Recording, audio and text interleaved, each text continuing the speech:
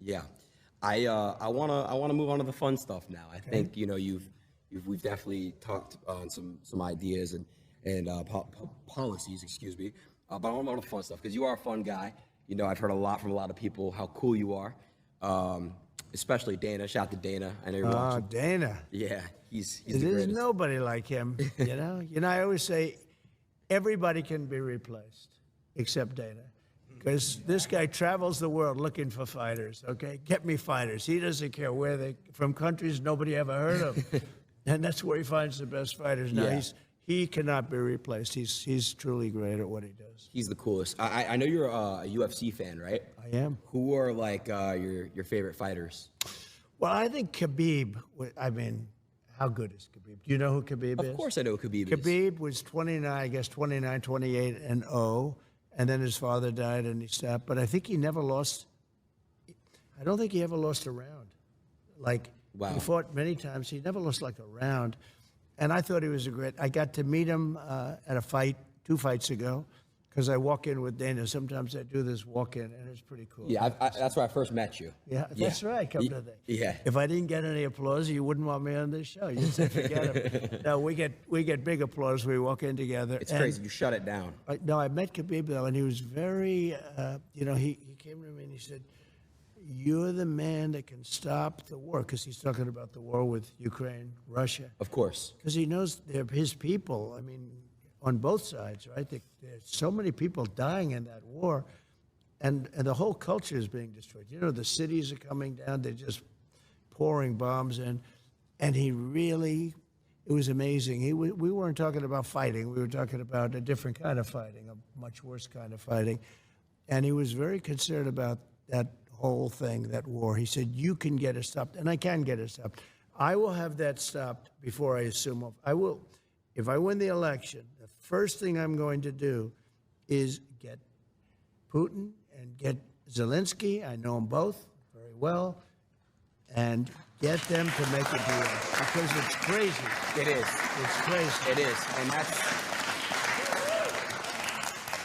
it's like your rallies in the crowd, huh? I know. I like this crowd. I think it's I like you people.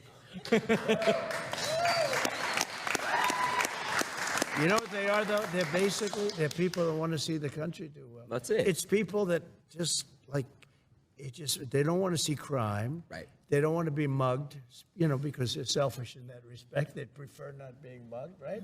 But they don't want other people to be mugged, beaten up, shot, and killed. In Chicago, on July 4th weekend, they had 117 people shot.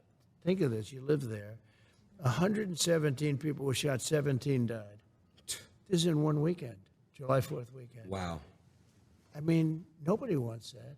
If you're living in Chicago, you have a good chance of, something bad happening. When you're going to go buy a loaf of bread, and something really bad could happen. So we don't want to, and they don't want that. The people behind me, who I just met briefly, they're great, but they're like other people. People don't want crime. They don't want to go to wars. They want to be able to make money. They want to be able to have a good life. They want a great education, all the things that you want, just the basic things. And we don't have that now. It's really sad, honestly. And I Well, know. think of this, Israel. You're Jewish. Are you a fan of Israel? Yeah. It would have never happened. October 7th would have never happened if I was president. And everybody admits it. Iran was broke. They had no money. I wouldn't let anybody buy oil from Iran. As soon as Biden comes in, he didn't have a clue. He let everything happen. But Iran was totally broke. They had no money. And I wouldn't let them nobody. China, I said, you buy oil from Iran and you can't do business in the United States. They said, we'll pass. I mean, that's fine. But I did that with everybody. And we would have had a deal, 100% we would have had a deal, and there would have been no attack. There was no money left. Iran had no money. We would have made a deal. We would have made a fair deal for them. I would have loved to have made a fair deal. I'm not looking to, I just want them, they can't have a nuclear weapon. It's very simple. They can't have a nuclear weapon. You cannot let Iran have a nuclear weapon. So what happens is We worked very hard on that, and then he comes in and he allows everybody to go. China now is buying millions, billions, and billions of dollars worth of oil, and Iran now is a very rich country, and October 7th would have never happened. And it wouldn't happen because they didn't have the money to pay Hamas and Hezbollah and all of these, they call them instruments of terror, a lot of different names. And so October 7th would have never happened. The recent attack on the park would have never happened. That was so graphic and so, you know, normally you don't see that. Normally the media cuts it off, but they didn't have time to cut it off because it was during the day, very public. And you'd see children with their legs cut off. Those initial scenes were so horrible, where a rocket landed in a little soccer field. Just terrible. All of that stuff would have never happened. And we'll get it stopped fast, by the way. We'll get it stopped fast. There's no games.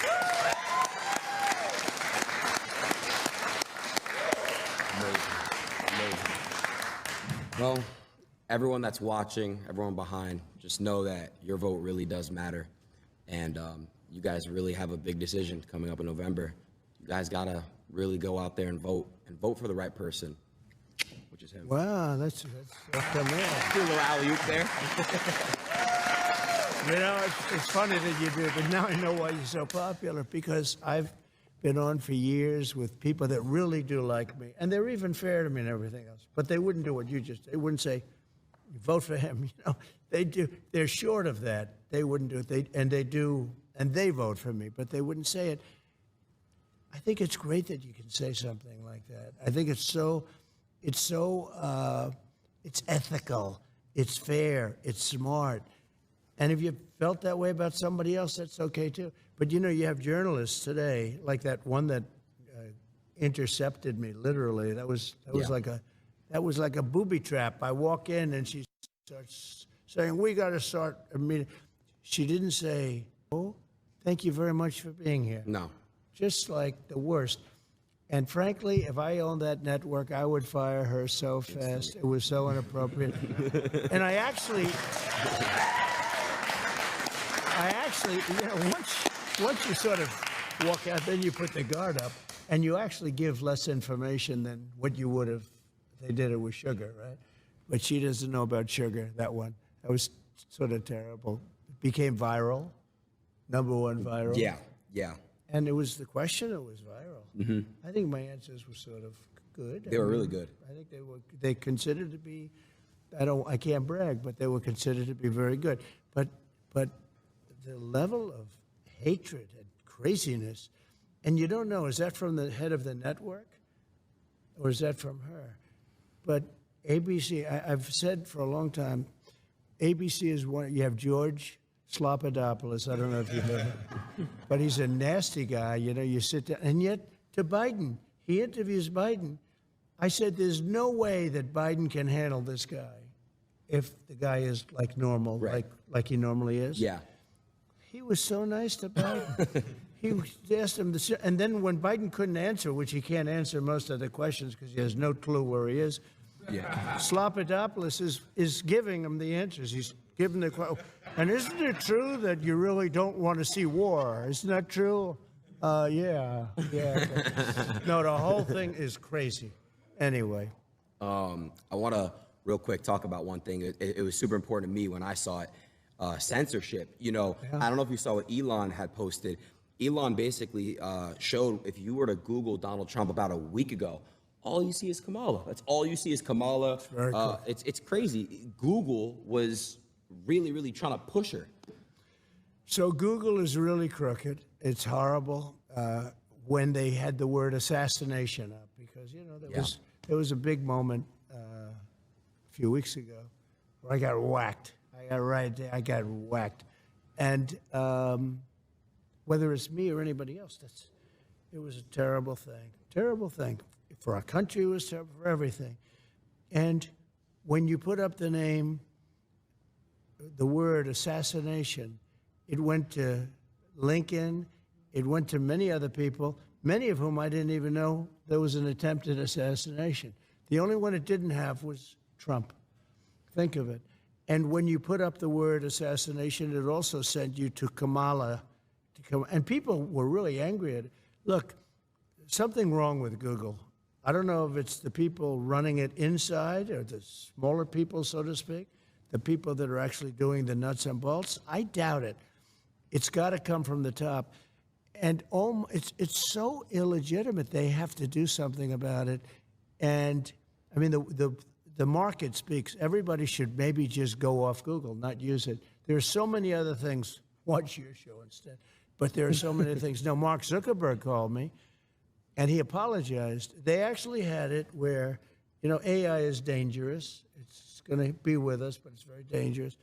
They actually had the Secret Service agents were very brave because when I was being shot at, there were 8 shots. And as soon as they heard that first gun, I did think I did a good job because I heard and I went down. You know, when you hear bullets, you tend to drop to the floor if you're intelligent. Of course. If you're not intelligent, like I don't think Joe would have dropped to the floor. I think it's No, I think you would have just been like, what's going on? what's happening? What is that? Where are those bullets? Is that a bird? Oh, there they are. There they Yeah. are. No, I don't think he would have dropped to the floor. Right. But anyway, it's when you hear this and when you see what's going on, and he called up, and there's a very iconic picture that was taken. But there's a number of them, actually. But there's one in particular that was very iconic, and it's been on the covers with the fists up.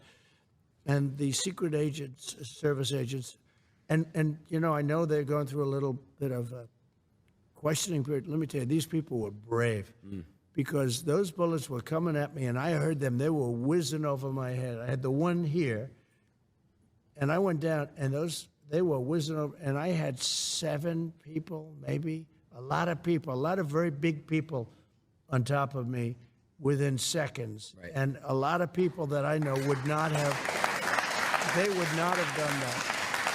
Aiden, I'm telling you, when bullets are coming right over you and you got people willing to, I asked a couple of them, they expected to die. They actually expected to die, and I understood that. Yeah. The other thing that happened that was amazing is within 5 seconds, the sniper, the Secret Service sniper, from a much further distance, 1 bullet, and didn't know about it. Now, it was a communication problem, a big one, and had it taken place, you know, 10 seconds earlier, would have been good. But there was a communications problem. But he, supposedly, I don't think he knew. I mean, I've gone through it too. I don't think the sniper knew anything about it. He may have heard there could be a problem, but he didn't know anything about it. Think of it. A thing like that happens. He went by the gun and the fire of the gun. And I guess when the bullets come out, you see fire. And he was able to see that from probably more than 300 yards away. So that's 3 football fields. That's a lot. And 1 bullet took him out. And if he didn't shoot him, you would have had probably a lot of people dead. Right. Probably a lot of people would have been dead. He had a lot of bullets up there. He had a powerful gun, and he had a lot of bullets up there. And the reason he stopped was he got hit 5 seconds. That's a pretty amazing job when you think, you know, it's sort of a surreal experience. Right? Yeah. And you could say that for them, too. And they go years, and they don't have to do that. They don't have to shoot people. And then all of a sudden, they're confronted, and they see somebody firing. And a lot of people wouldn't react like that. They wouldn't, you know, they'd say, let's call in and find out what's going on. Right.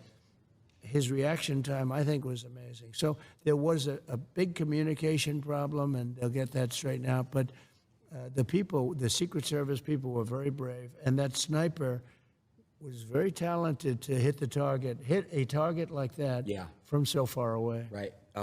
You know, Mr. President, I do want to say, first of all, you took a bullet for everyone in this room, everyone watching, everyone. The reaction that you gave, no other president is going to do that. They're going to either remain, you know, where they are. You are a brave man. You stood up and went like this, and that was a pretty badass picture, by the way. Well, you know,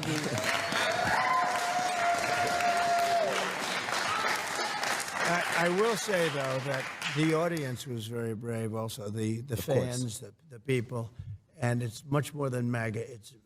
Although I think MAGA is almost everybody because it's what we talk about. Yeah. But all of those people were tens of thousands of people as far as the eye could see, and then the people in the back.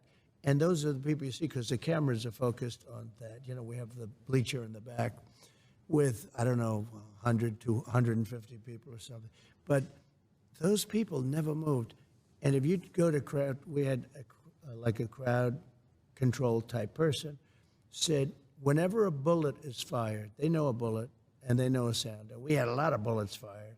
So when you think of it, plus the Secret Service, whenever a bullet is fired, everybody empties out immediately. They immediately leave and they empty out the whole stadium, and they call it a stampede, like in cattle. Yeah. And a lot of people get killed with stampedes. You know, they get literally Stomped walked over. They Yeah. get, many people die in soccer stadiums, you know, but when a bullet goes off, everyone leaves, almost every time. Yeah.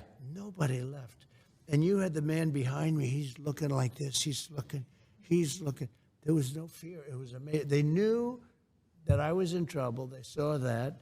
They saw the blood, because the blood, I guess you get hit in the ear. I can tell you, a lot of blood when you get hit in the ear. That's one thing we learned. We learned all these things, unfortunately. But they saw there was a big problem. Normally, when they hear that, they're all, you know, they disperse. Nobody left. I mean, you take a look at that. Now, that was a microcosm of what was out in front of me, because the speech was being made to thousands of people. Right. And nobody there was leaving either. It was really amazing. They knew there was a problem. And when I got up, they were confused because Secret Service was lifting me. I guess I was getting up, and I'm looking for my shoes. I didn't want to go on you know, they had stretchers and stuff. I didn't want to go on stretchers. I didn't want to do that. But it was amazing. And they were confused because you could be up, but you're not looking too good. And I felt it was important to let people know that I was okay and our country was okay, in a true sense that our country was okay. And so I did that. And the audience was just, they were, I mean, USA, Yeah.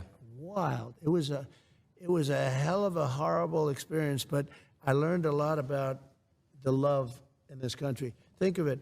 A bullet goes off, everyone leaves. And his bullets gone off. They just, Again, a true hero. they were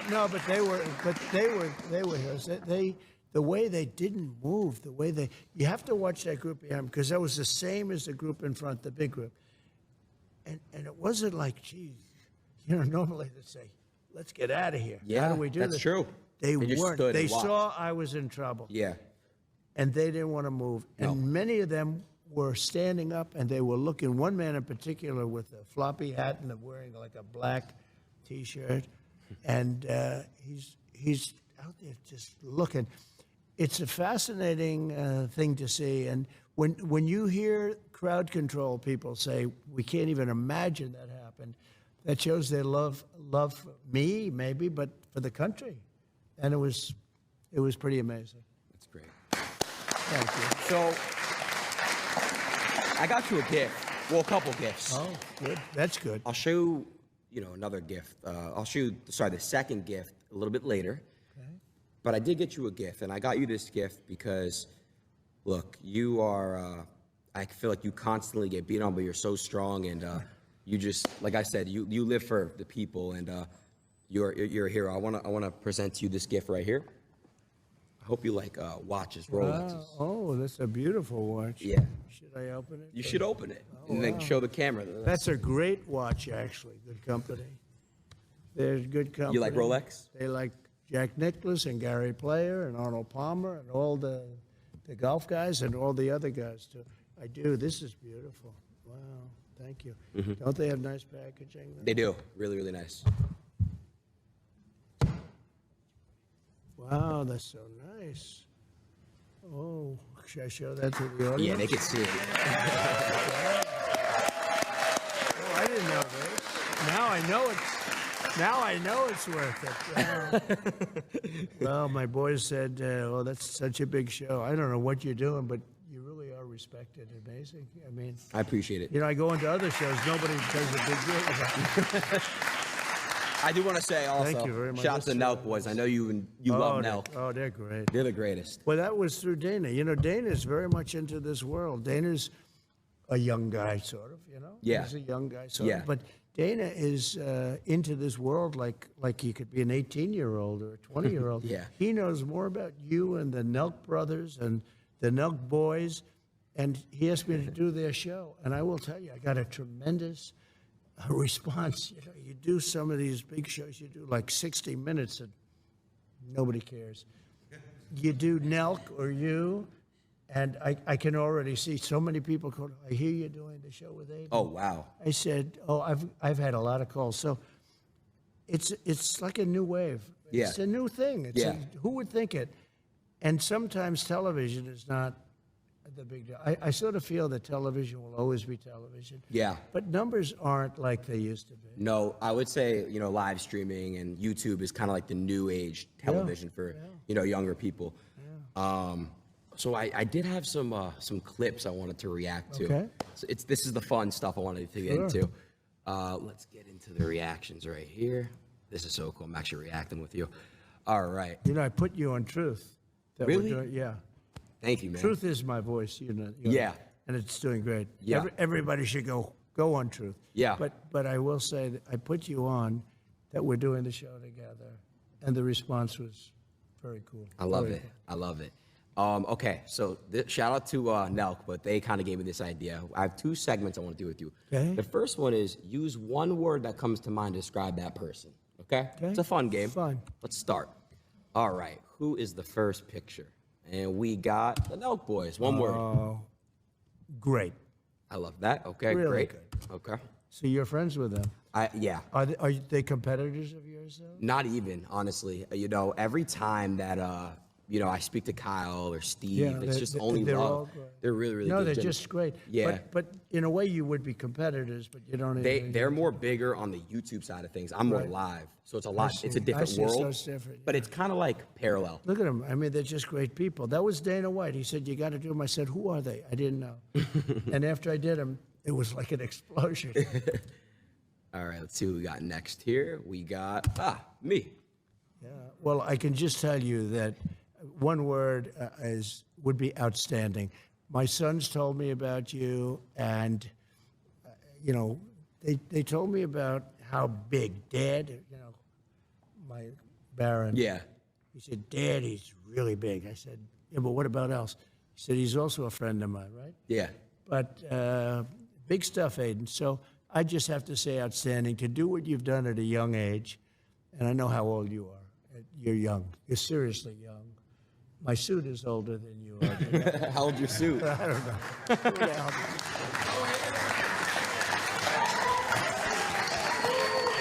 Thank you, Mr. President. All right, let's see who we got next. We got you.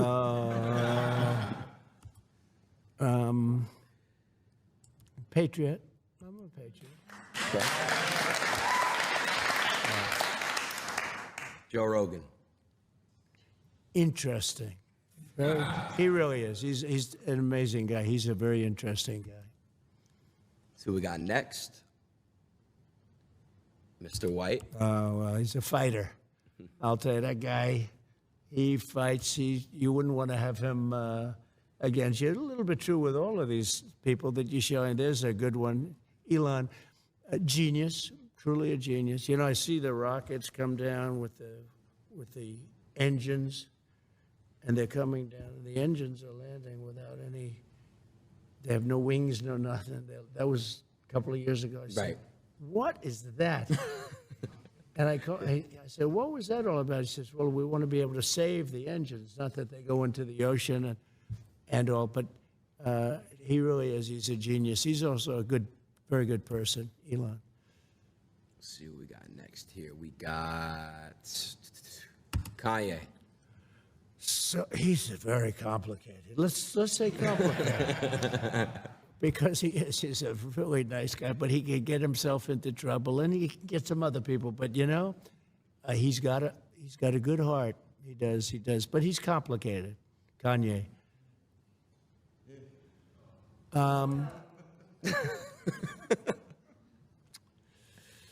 Fake, but in all fairness, look. But she knows it. She's got a thing going. It's a good thing. she's a good thing for her. But there's a certain something she's got. She's got a spark. That's pretty amazing, actually. She's got a good spark. So I'll change it. I'll say spark. She does have. She gets on. You know, when she was running against a gentleman from Queens, and I asked his people, I said, are you careful? This guy was going to be Speaker of the House. It was going to be him, not Nancy Pelosi. And Joe, he is a good politician, a real pro, been around for a long time, many years in Congress. And I watched her on television one time. I saw a clip of her speaking, ranting, raving, going crazy. And I said, who's she running against? She's running against Joe. I said, oh, does he know what's going on? Oh, he's got no problem, sir. He's got no problem. I said, is he doing any debates? No, he doesn't have to bother with the debates. He's been there for years. I said, tell him I said that he should be careful. Because I saw her. And I said, she's Evita. I called her Evita. Maybe that's the best. Evita Peron, right? I said, she's Evita. She's in the streets screaming, shouting, going crazy, hugging people, hugging. Everybody's being hugged. I said, he better be careful. And she took him out. So, you know, I give her credit. But she's got a lot of sizzle. Well, there's a powerful man. He's a powerful man. I know him very well. I know him probably better than anybody in this country knows him. And got to know him extremely well. We had a great relationship until COVID. COVID was a step too far. But we did very well with China. And President Xi, we did very, very well with China. We took in hundreds of billions of dollars. No president took in 10 cents. I took in. And I exposed China. Look, I want China to do great. Okay, but they can't take advantage of us like they were doing. For years and years, we'd lose $500 billion a year in trade, all of that. But then COVID came in, and it really, I changed, but I will have a very good relationship with him. There's no going to war with him. He doesn't want to go to war. We're not going to go to war. And we had a very good relationship, actually. He was right in this room. He came to this country, and he stayed here for a number of days, as you remember. And we had incredible meetings, a very famous meeting in the dining room, actually. But he loves his country, and he's very strong and very powerful and very interesting. But he really does love his country, I can tell you that. Let's see who we got next on this list. Yeah, Gavin Newscomb. You spelled it. No, you spelled his last name. He literally ruined California. Beautiful state. California is beautiful. He ruined it. And when you watch him, he's always saying, "Oh, we're doing so great." Right. We're not doing great. I mean, I have holdings in California, and I own a golf course right on the ocean, right on the Pacific Ocean in Palos Verdes. So beautiful. It's a club. It's big, you know, many acres, hundreds of acres, and it's fantastic. But California is so precious. One of the most beautiful places in the world in terms of weather, For sure. in terms of everything. And they're just destroying it with crime. The crime is out of control. It's a very dangerous place. And he, you know, I think he, you know, it's a shame because I like him. I got along with him great. I helped him a lot with his fires. I kept saying, you know, why don't you do something about the forest fires? Yeah. There's no reason to have that. There's no management. They have no management control over the forests. I said, you have to do things. But I got along with him great, but he has not done the job. No. He has not done the job. Sad. Got a few more. Let's see what we got next. Yeah.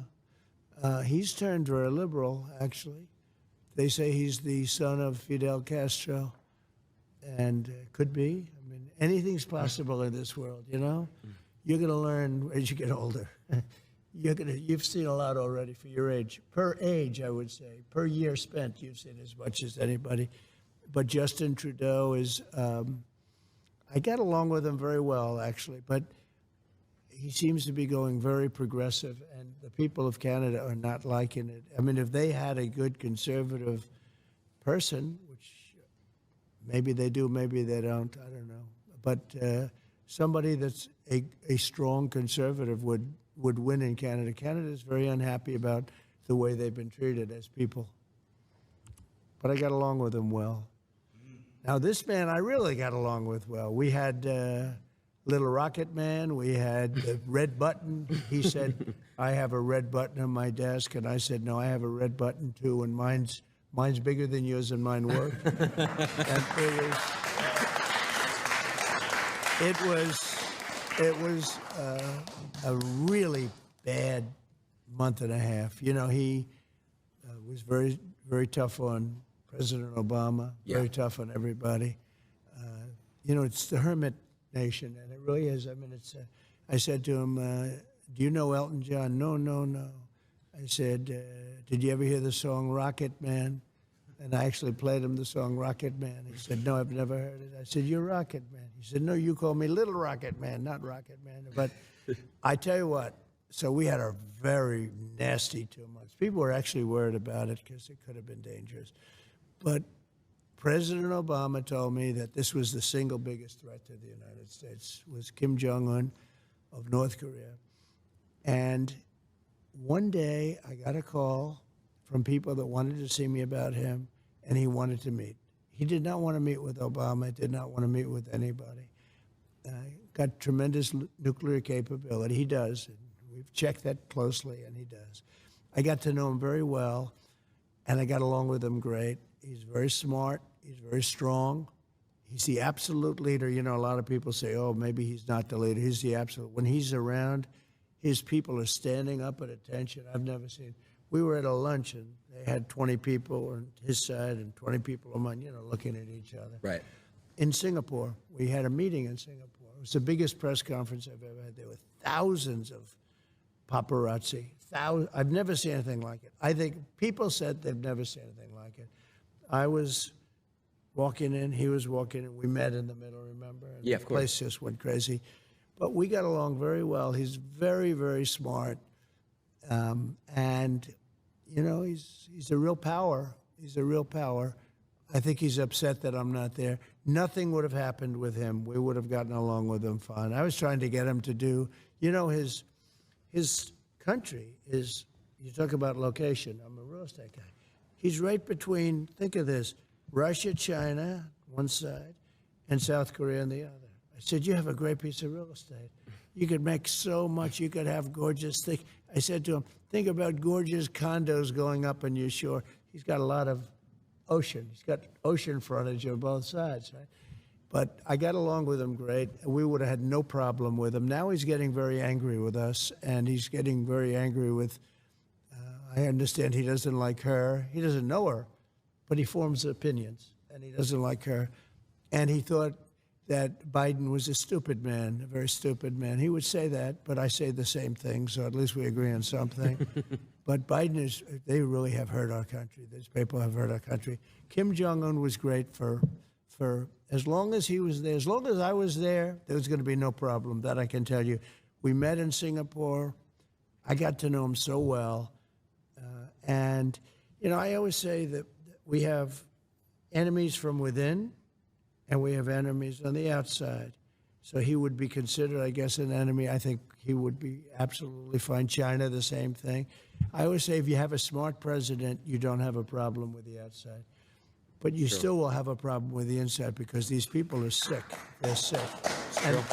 And the people from the inside, I mean, they're willing to take down our country. It's incredible. When I look at guys like Adam Shifty Schiff, he's such a bad guy, such a liar with the Russia hoax. It was a total hoax. It went on for 2.5 years, and total exoneration, nothing to do with Russia. The opposite. I was the worst thing that ever happened to Russia because I stopped the pipeline, the Russia pipeline. It's called Nord Stream 2. Nobody ever heard of Nord Stream 2. But, you know, it was just 2 years of this stuff. And actually putting our country in danger, because you put your country in danger with another country. But getting along with these people is really getting along with the foreign leaders. If you're smart, our country is safe. If you're stupid, and that's the problem, we have stupid people there now, and those people are very dangerous right now. Right now, you know, I'm hearing there's going to be an attack tonight by Iran of Israel. They're going to be attacked tonight. I'm telling you right now. I hear it just through the same waves. There's no top secret information or anything. Right. But I hear that Israel's going to be attacked tonight. If I were president, nobody would even be talking about that word because it wouldn't happen 100%. And it's so, but when you have Pelosi and when you have Schiff and you have all these people, I mean, when you have people like Schumer, you have all these people.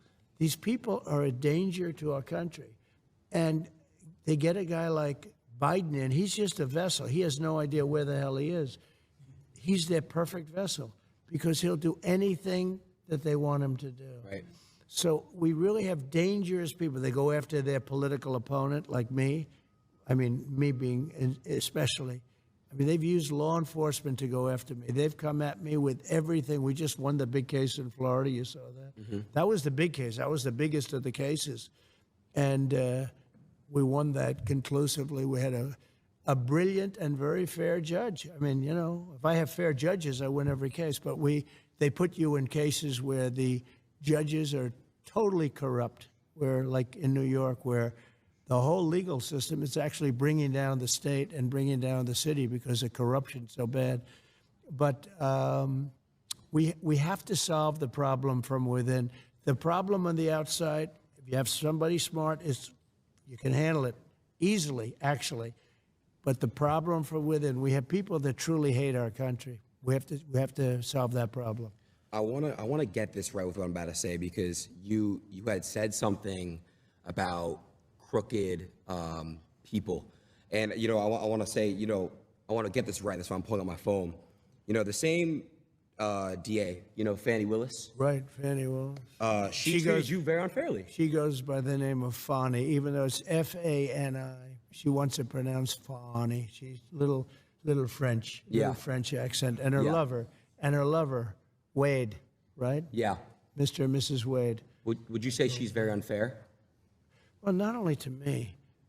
There are many people. She wanted to indict a senator, a couple of senators, I understand, that had nothing to do with it. Yeah. You know, there are many people, and this has taken place in Georgia. Georgia's phenomenal. Georgia's a great, I love the people of Georgia. I've done great with the people of Georgia. Yeah. Alabama, South Carolina, North Carolina. But Georgia is so good, and she's destroying it, and the governor should do something about it because, look, these are innocent people. These are patriots. 1 second, I was just gonna switch this. So I know Fannie Willis has treated you very unfair. I have a friend who's currently being treated unfair by her. He's a rapper named Young Thug. Yeah. And I was just. I heard that, actually. Yeah, I just was wondering if there's a way that we can make sure you get treated fair. That's all. So I've heard about him, and I heard he's being treated very unfairly by her. Yeah. And I would tell her she's got to treat these patriots that are being all terrible. They're going after him. And I hear Young Thug is being treated. I heard the name. Yeah. I heard it from other people where they say he's being treated very unfairly. Very unfair. So he's got to be treated fairly. Please. Thank you, Tom. So let's see who we got next on the couple. We got a couple more people left. Okay. Got some, hopefully some good ones. Well. So he was very good with me because when they were doing the Russia hoax, they said I did something with him on a phone call, and basically I congratulated him on his winning the presidency. Right. And said some other things which turned out to be perfect, better than perfect. If he sees any corruption, please report it to the Attorney General of the United States, which we have an agreement with the country. We have actually a signed contract with them, a very important one, that because Ukraine has always been known as very corrupt. I don't know if you know that. It has been a very corrupt country. I think the people are great, but it's been very corrupt. And I said, if you find any corruption in the country, you should report it immediately to the Attorney General. That was I did say that. And it was a very good thing to say. It turned out I was 100% right in saying it. So they made up a phone call, but fortunately, the phone was essentially taped. The call was essentially taped. I didn't know this, but a lot of times when you're talking foreign leaders, they have tapes, or they have stenographers. And we had 2 professional, really great military stenographers. So every word. So when they said I did these things, I said, no, I didn't. And then I said, was that taped, or did they have the stenographers? The answer was yes. And they got all the way down the line to impeach me. They wanted to impeach me over this phone call, a single phone call. And I knew that I had them because I had the tape or the stenographers, everything perfect. Every word was said. And then they did the impeachment. And just before that, because I remember Nancy Pelosi was crazy, we can't impeach him. Look at what the phone call was. She saw the phone call. Yeah. And then they decided, well, let's do it anyway. Can you believe how bad these people are? Horrible. Let's do it anyway, because they had the phone call. Yeah.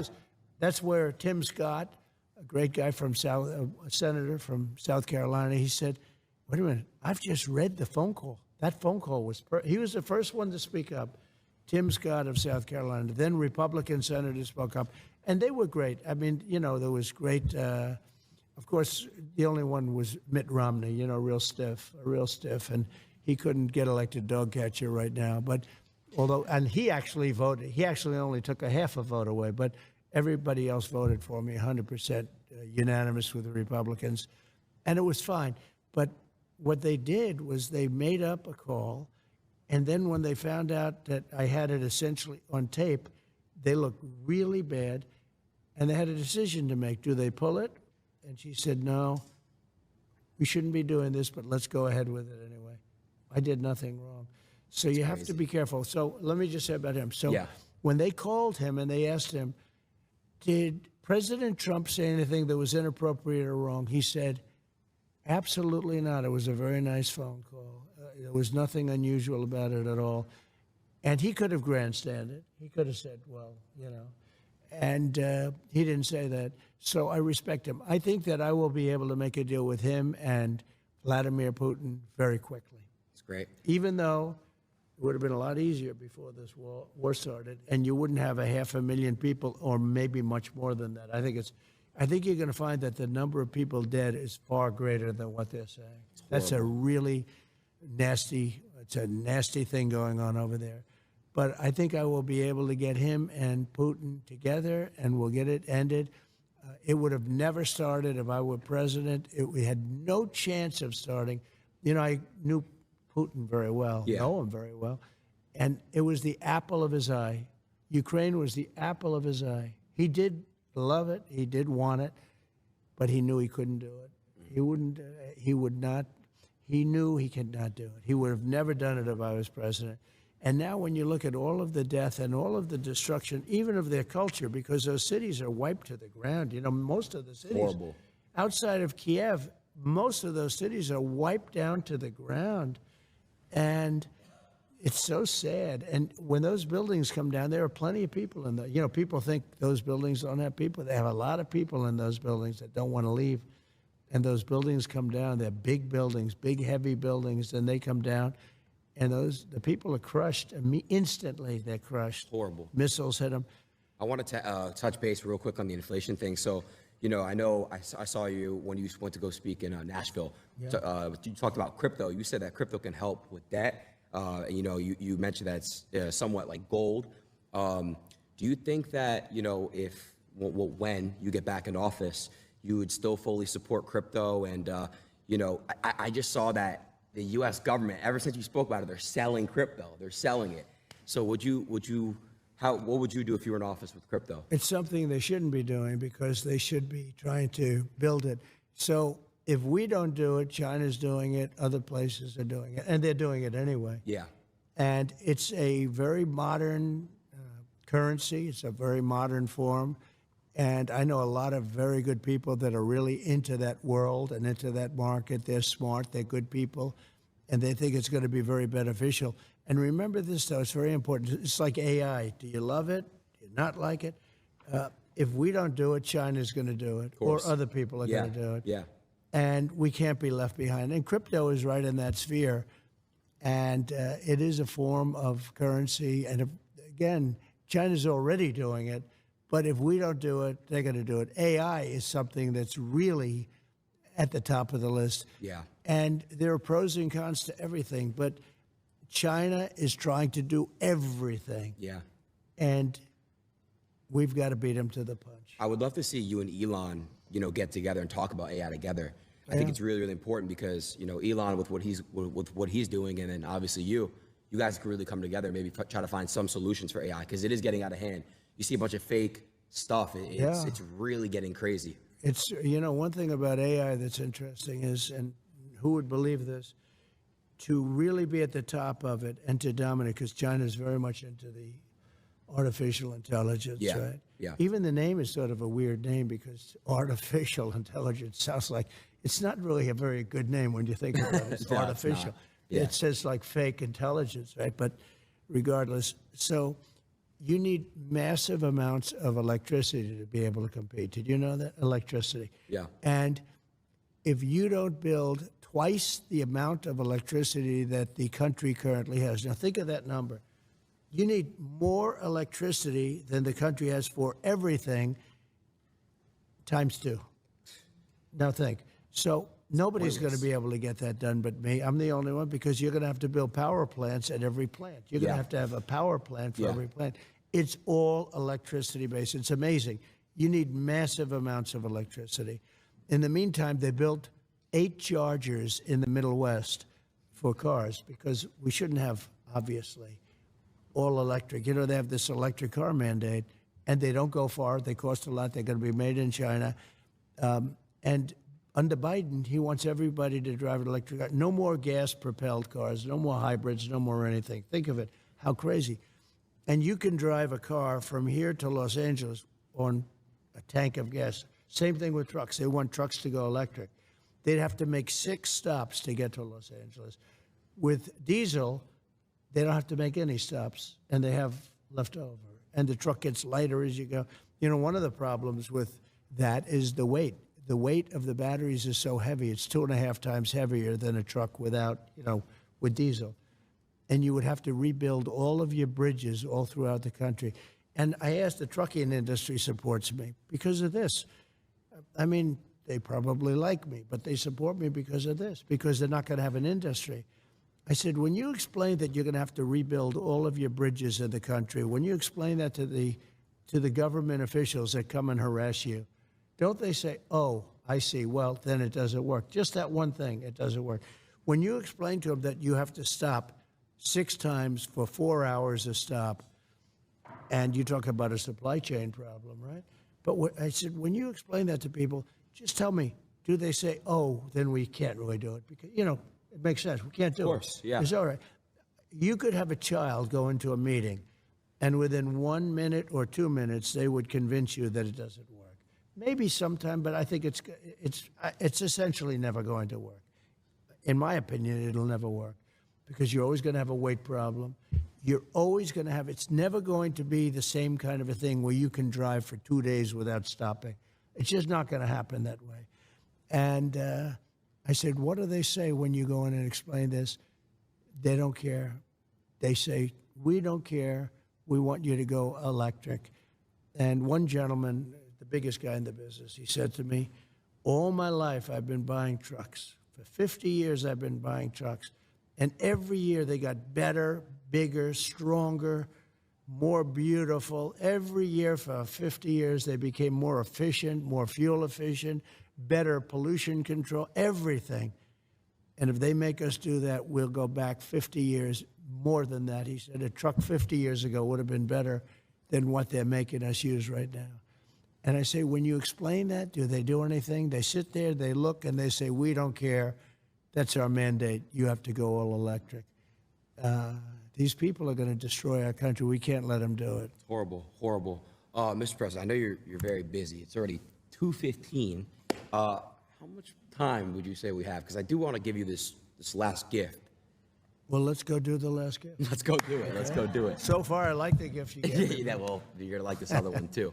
Hold on one second here. Whoops, I actually closed that out. Let me go full screen real quick.